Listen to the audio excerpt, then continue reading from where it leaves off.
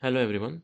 In this simple fun program, we'll just see how the 1D array can be passed to a function. Okay, so let's say I will keep it very short. Let's say I have a 1D array. Let's say int numbers, and let's say I have some numbers that I will input. I'll just enter. I'll not take user input. But let's say if you want to take user input, what will you do for a 1D array? You'll first define size. You will ask the user what is the size that you expect for the array. You will take that size as input.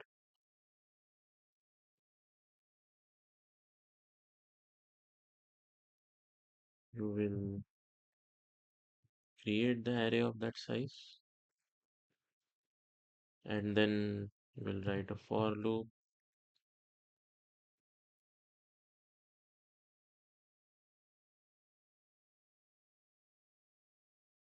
Instead of n, I will say size because this is the size. I plus plus, I will simply say cn numbers of I. Now, let's say I want to write a function called as deviations. What it does is it takes an array as a parameter, and it also takes the size of the array as a parameter, and then it also uses a for loop.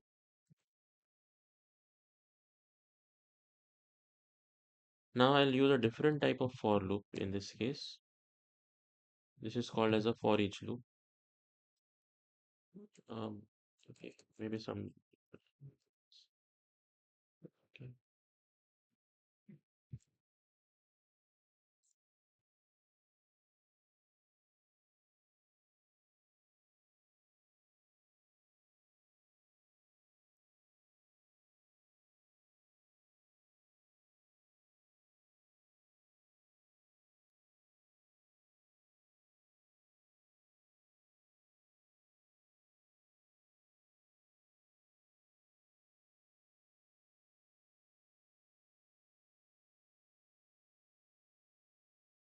here, okay.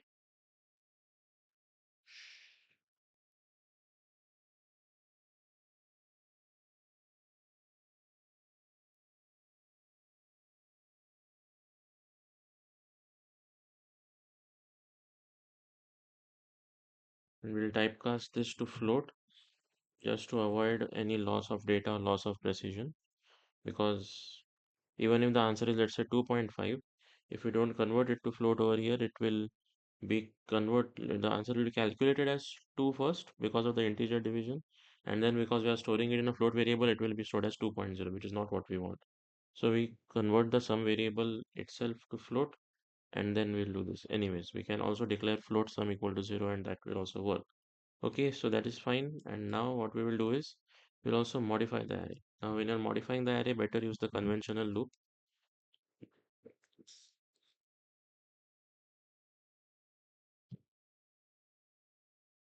What we'll do is array I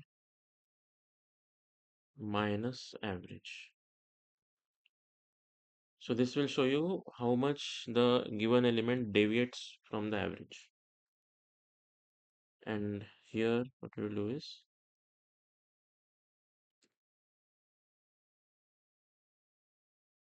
we will print it before function call.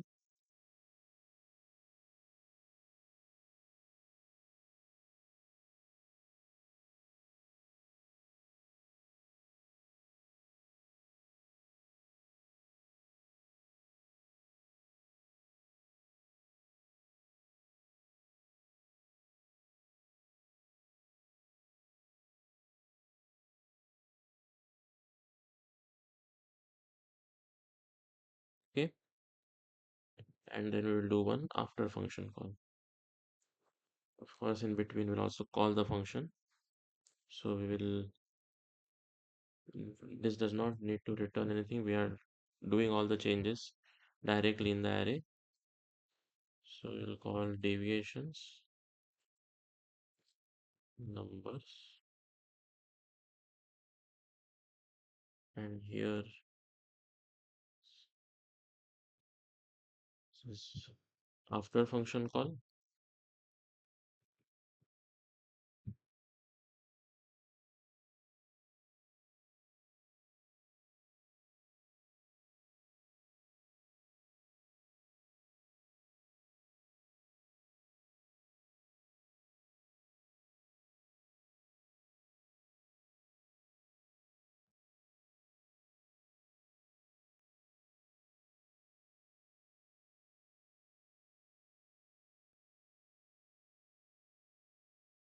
Here we'll also have to pass the size that is valid, and here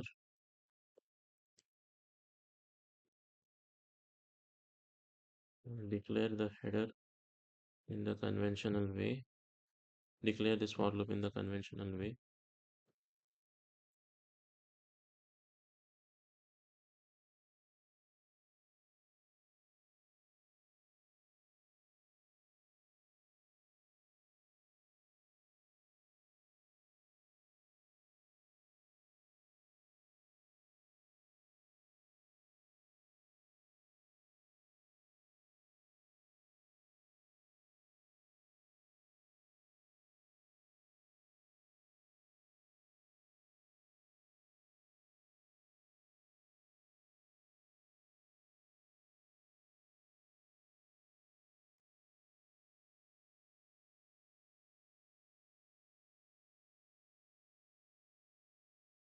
Okay, so the deviations are recorded.